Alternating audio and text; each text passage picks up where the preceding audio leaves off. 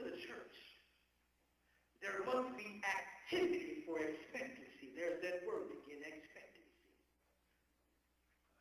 You can't come to the church all high and mighty, shoulders all buffed out, nose all turned up. You got an extra twist in your hips when you come in. You can't do that. You wore the extra high heels to feel superior. You can't do that. You wore your extra button, double-breasted suit because you wanted to look great. You can't do that. You come into the church like you're not broken. God looked at you and said, okay, maybe they're not broken up. At this point, they should have been called into the church. You come into the church like you're not going through it. You put up a front. Like God has not shaken your whole life. Turned it upside down and dumped it in the toilet.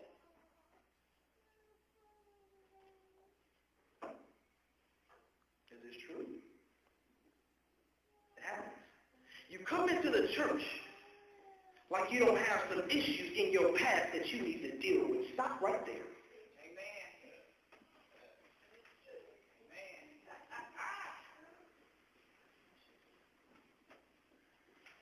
You cannot possibly move forward to your future and your destiny until you deal with those things in your past.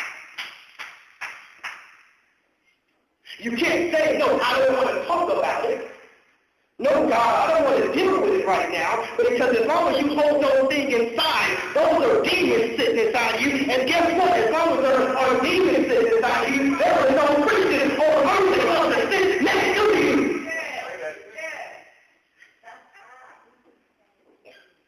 Demons transfer. And they transfer. Those issues in your past are demons. Deal with them, deal with them, deal with them. Get them out. Because those demons are the reason why things in your life are not going the way they should be going.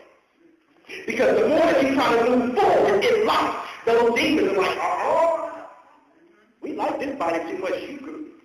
You ain't going nowhere. Let's go ahead and set this bottle in front of them. Let's go ahead and have John call out and let's go to the club. But the hardest thing for us to deal with, people, is issues in our past. We act as if they didn't happen. We suppress them because we believe no one would believe that those things happened to us.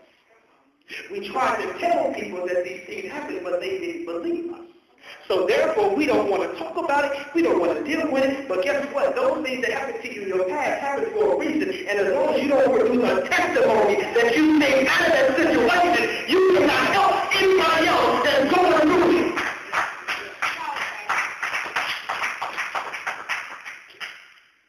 You can't help nobody.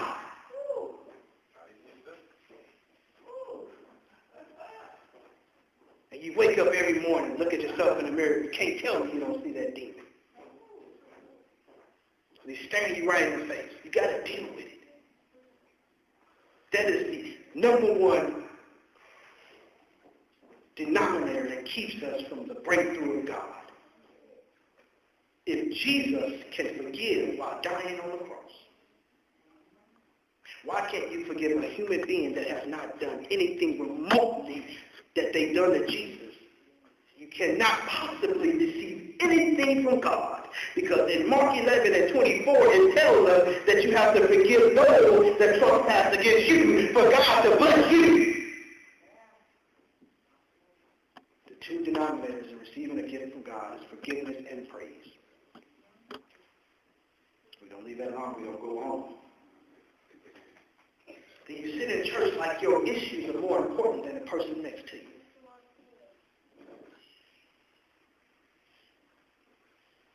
Guess what? We can't make it through nothing without each other, y'all. So if you come here with issues, and you come in with an attitude that you don't want to be talked to, you don't want to be dealt with, guess what? You still won't get out. The person that you gave the attitude could possibly be the person that was going to help you out. The Bible tells us to enter into his gates with thanksgiving. So before you hit that door, or any church door, you should already have a praise in your mouth. Thanking God for what he already done.